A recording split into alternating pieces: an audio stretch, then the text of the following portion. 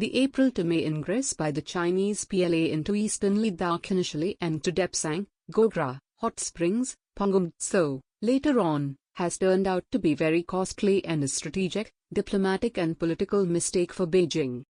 As expected, since neither the PLA nor the politico-diplomatic circles in China, at the very outset have confirmed their aggression in Taiwan, so the question of admitting any kind of mistakes, obviously does not arise. But a closer analysis of the situation since the India-Chinese military impasse begun in May, clearly indicates that the Chinese have very much lost the plot à la Doklam. In Dolkam though, unverified reports have suggested that post the withdrawal of the Indian army, the PLA was able to replenish some of its positions for a likely future operation. In the Ladakh scenario though, the Chinese have not only lost the stratagem but it has made a mess of its diplomatic aces in the region, in the Indo-Pacific expanse, and even the South China Sea. To begin with, the PLA started the game in May with the old Sun Tzu strategy of winning wars, without fighting it. Its salami-slicing tactics that so far has succeeded for decades against India, of securing unpatrolled or less patrolled Indian claimed lands, slowly but decisively has given rich dividends. For many years, it has continually gained disputed yet Indian claimed lands at the Ladakh while projecting its politico-diplomatic willingness to work for demarcating a mutually acceptable border between the two countries. From a massive disputed border of 4,056 kilometers in the 1960s, China has gradually brought it down to a mere 2,000 kilometers, as per its claim, while India today considers it nearly 3,400 kilometers.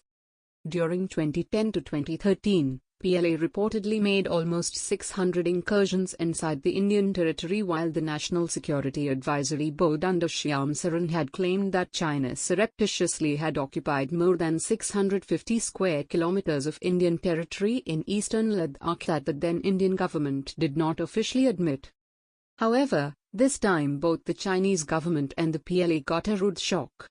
In spite of initial bungling to grasp the real Chinese intent, the time and alacrity with which the Indian forces took up positions not only around the Ladakh region but also throughout the entire stretch of borders and even around the Indian Ocean, took them by complete surprise.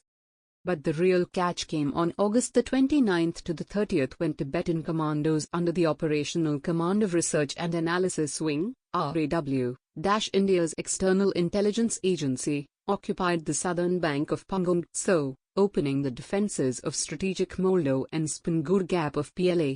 Finding itself militarily highly vulnerable, China is forced today to negotiate the mutual withdrawal of forces from multiple points, making the very logic of 7-month-old PLA-initiated military impasses superfluous. On the politico-economic front, it did hurt China badly. India's trust deficit with China is much greater than ever before in the last 55 years.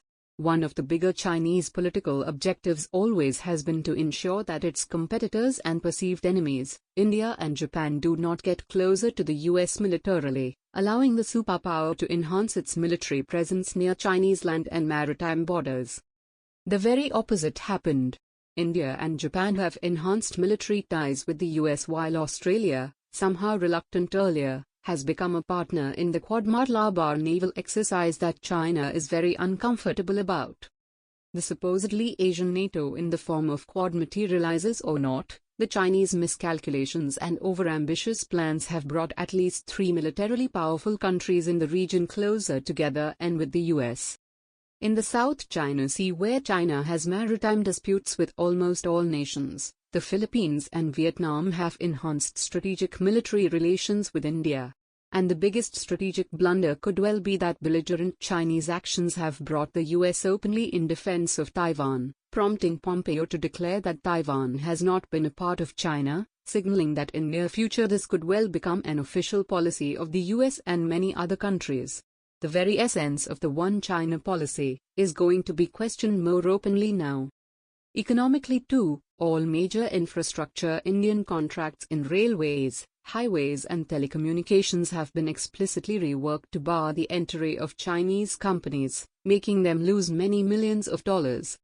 The fate of Huawei in the 5G domain, remains uncertain, and if India eventually too removes it from prospective bidders, it will be a huge financial and political setback and loss of face for China. Similarly, the more than 100-odd Chinese apps thrown out from India have been a big commercial loss. But the biggest, of course, has been ByteDance's TikTok, whose removal from the country, analysts estimate, could in due course lead to a loss of nearly $5 billion. And to make matters worse, the US too is almost strangulating the company to make it available to American companies or close shop. At the end of its Ladakh Misadventure, then the Chinese are almost back to square one. It will have to go back and leave most of the Indian claimed territories in eastern Ladakh. It has not been able to show a short and swift military victory against India, Taiwan, or any of the smaller nations in the South China Sea to its people in China or the CPC. Its hyperbolic propaganda apart, PLA's real combat capabilities remain out in question. So an objective analysis is certain to bring out the many drawbacks that the Chinese PLA is engulfed with, including its vulnerable military strategy.